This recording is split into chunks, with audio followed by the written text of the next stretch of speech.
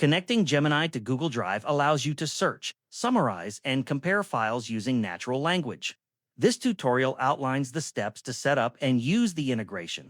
What the process does: Gemini can access your Google Drive, Gmail, and Docs through the Google Workspace extension. Once connected, you can ask Gemini to find documents, summarize reports, or compare data between files. Steps to connect Gemini to Google Drive. First, go to gemini.google.com, click on Settings in the bottom left corner. Then select Personal Intelligence, where you will find connected apps. Look for the Google Workspace extension and toggle the switch to on. Follow the prompt to connect your account. Using Gemini with Google Drive, start a new chat and type the @ symbol. Select Google Drive from the list to tell Gemini where to search.